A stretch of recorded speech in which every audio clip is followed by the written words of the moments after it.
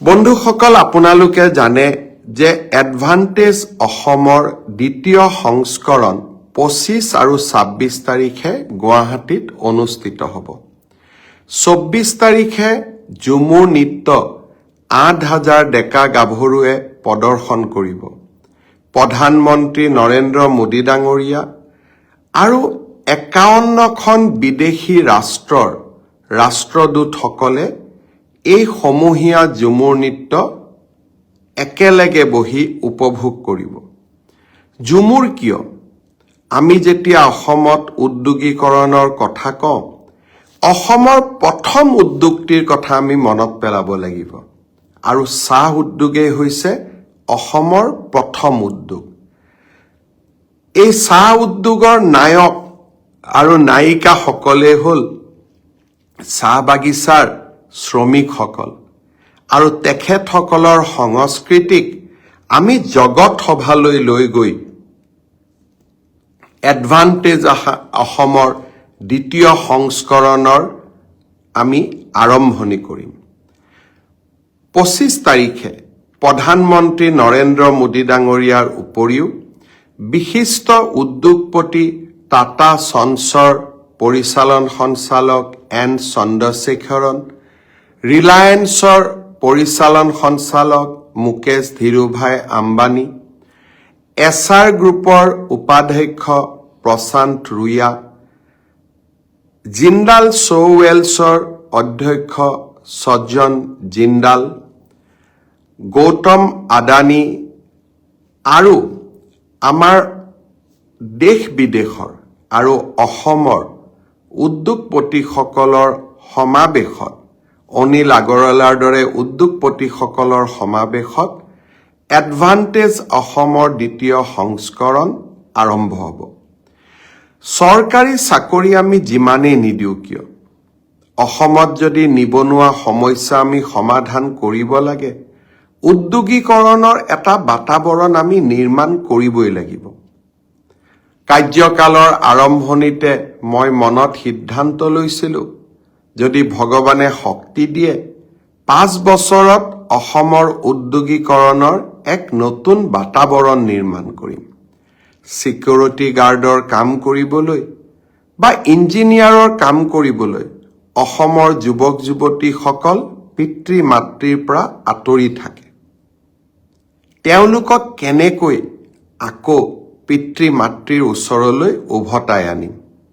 Advantage অসমৰ লক্ষ্য তাতেই লুকাই আছে। মই ভাবোঁ এইবাৰ এডভান্টেজ অসমৰ দ্বিতীয় সংস্কৰণৰ জৰিয়তে আমি অসমত উদ্যোগীকৰণৰ এক নতুন ধাৰা, এক নতুন বিপ্লৱ আমি আৰম্ভ কৰিব পাৰিম।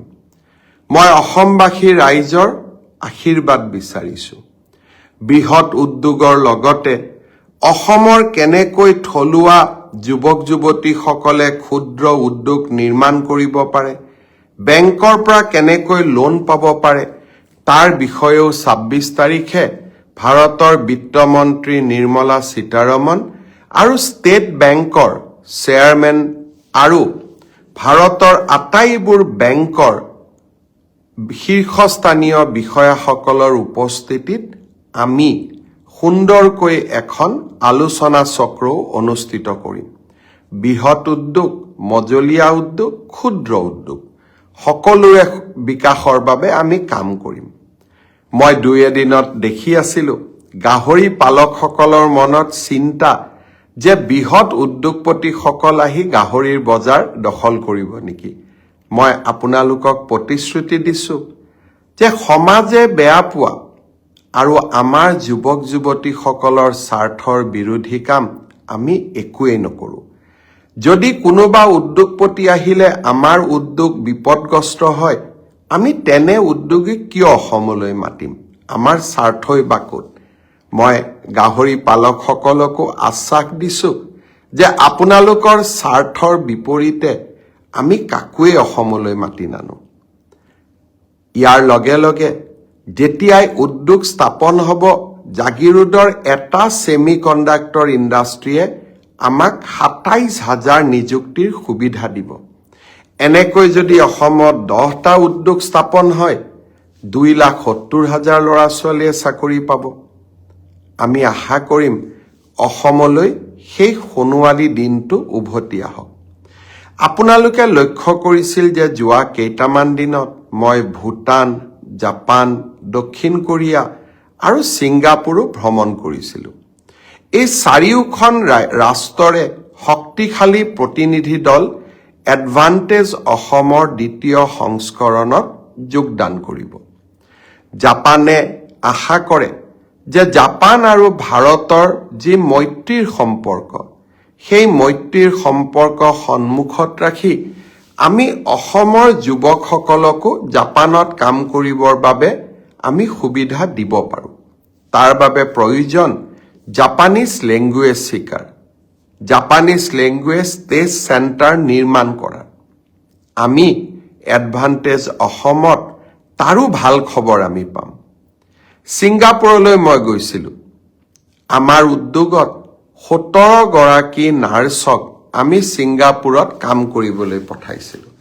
তাৰে দুগৰাকীমান এনেকুৱা আছিলে যিসকলে চৰকাৰী খণ্ডত নাৰ্ছৰ কাম কৰি আছিলে, কিন্তু তেওঁলোক ছিংগাপুৰলৈ গৈছিল আৰু মই তেওঁলোকক সুধিছিলোঁ অসমলৈ ঘূৰি যাব নেকি। তেওঁলোকে মোক কৈছিল, ছাৰ এতিয়া ভালকৈ উপাৰ্জন কৰি আছোঁ আৰু কেইটকামান উপাৰ্জন কৰিহে অসমলৈ উভতি যাম।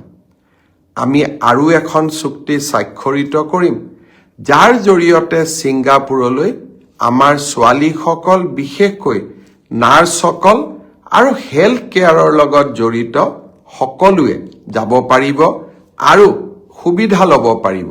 প্ৰয়োজন ইংৰাজী জনাৰ। মই আশা কৰোঁ আমি এনেবোৰ নতুন নতুন কামেৰে এডভান্টেজ অসম দ্বিতীয় সংস্কৰণখন আমি সফল কৰি তুলিব পাৰিম। মই সকলোকে পুনৰ এবাৰ সহযোগিতাৰ আহ্বান জনাইছোঁ।